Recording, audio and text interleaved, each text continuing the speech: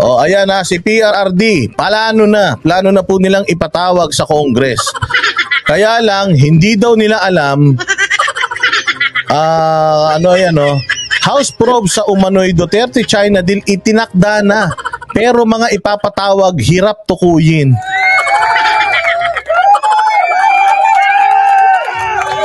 Tain na to mga to. Ang linaw na nasagot ni PRD, wala nga.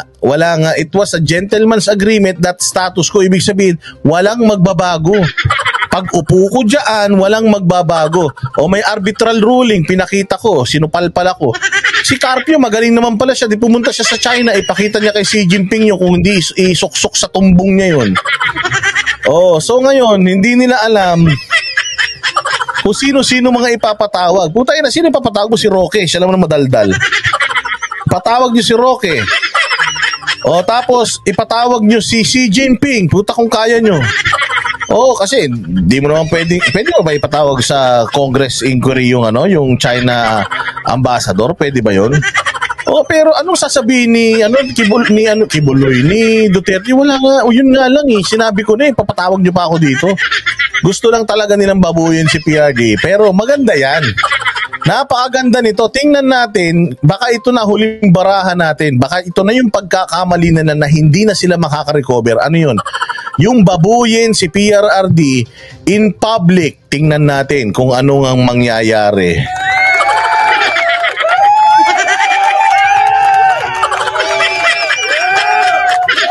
Ayan na. Sige, i-play natin tong balitang tong pangtanga. Magpapatawag daw sila, pero hindi nila alam sinong ipapatawag nila. Tangina, intindi, no? Parang magluluto siya. Magluluto ako, pero wala akong lulutuin. Let's play it. Tutugunan ng liderato ng Kamara ang panawagan ng ilang kongresista na imbestigahan ang umano'y gentleman's agreement ni dating Pangulong Rodrigo Duterte sa China kaugnay ng West Philippine Sea.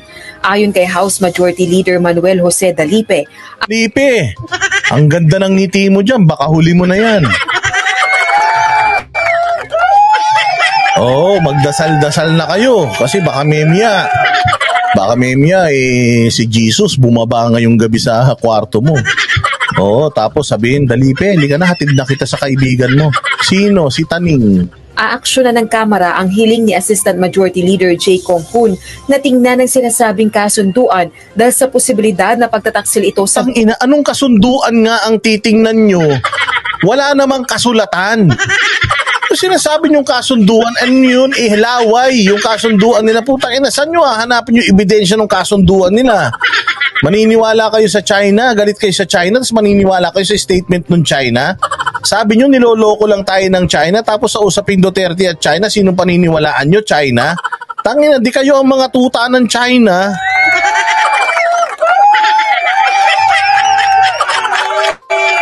Buisit! Bayan ng dating Pangulo. Isasagawa ang pagdinig sa resumption ng session na nakatakda sa April 29. Bukod kay Representative Kong Hoon, naghain din ng bukod na resolusyon ang Makabayan Bloc lawmaker, House Deputy Minority Leader Franz Castro, kaugnay ng umano'y secret deal ni na dating Pangulong Duterte. Ang ina mo, secret nga. Secret nga, hindi nyo malalaman, secret nga eh.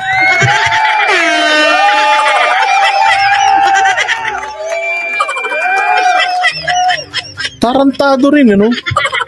Ano yung secret nyo? Putangin na secret nga eh. Hindi ka naman kasali. Di kung kasali ka, sana niyaya kita do. Secret sana natin tatlo. Secret nga namin dalawa. Secret na tinatanong nyo pa, kaya nga one down secret eh. Hindi mo alam kung ano yung sikreto. Secret nga, gago. Luka-luka rin. At Chinese President Xi Jinping. Dagdag pa ni Dalipe, sumang-ayon ng iba pang House leaders kaugnay ng mga panawagan dahil sa implikasyon ng anumang kasunduan sa Philippine sovereign rights. Gayunman, papatawag si PRD, anong kasunduan nyo? Wala nga kasunduan. Was it a secret agreement? There's no such thing as secret agreement. May secret. Anong pinag-usapan nyo doon? Status ko, kung ano yung setup, pagpasok ko, yun na. So anong problema ron? Tangin na yan. Nung panahon ko, walang gulo. Nung panahon nyo, may gulo. Bakit ako ginugulo nyo? Tayo na, gusto nyo palang ipaayos yung barko. Di, Dalin nyo dun si Cynthia Villar para magkaroon ng subdivision dun.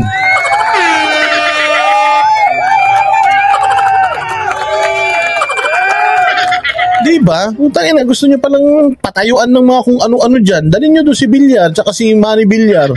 Patirahin nyo doon ng 3 buwan. Puta, puros Camellia Homes dyan.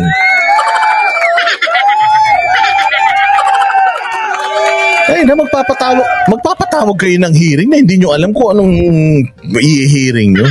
Ano yung secret agreement? Secret nga eh. Tinatanong mo pa. Kailangan mo sabihin. Ay na, bakit? Secret nga eh, ba't ko sasabihin? Hindi na secret yun pag sinabi ko yun. Bobo. Tanginan itong mga congressman na ito. Oo, mas matalino pa yung yung mga SK Kagawad eh. Si Mandaluyong Representative Neptali Gonzales II, chairman ng House Special Committee on the West Philippine Sea, mahirap tukuyin kung sino ang ipatatawag sa pagdinig, lalo na't wala namang opisyal na dokumento kaugnay ng nga, putang ina, palakpakan na ako tatumbok nyo. Natumbok nyo mga boss. Putang ina, magpapatawag kayo ng mga multo. Sino nakarinig? Silang dalawa lang.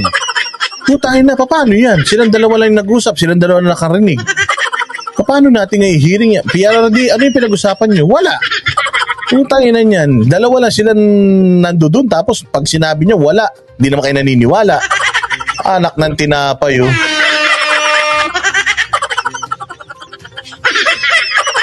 Putang ina, anong gagawin nyo dyan? Congress, mag-spirit of the glass kayo. O sige, totoo ba na meron ditong espiritu? Puta, gagalaw yung baso, mapupunta sa yes. Pag nagpunta sa yes yun, takbuhan na. Ina, diba? Lupit! Ibang klase. Sabing kasunduan.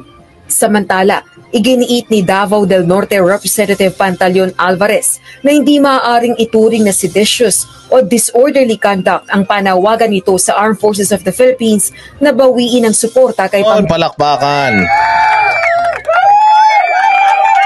Sige.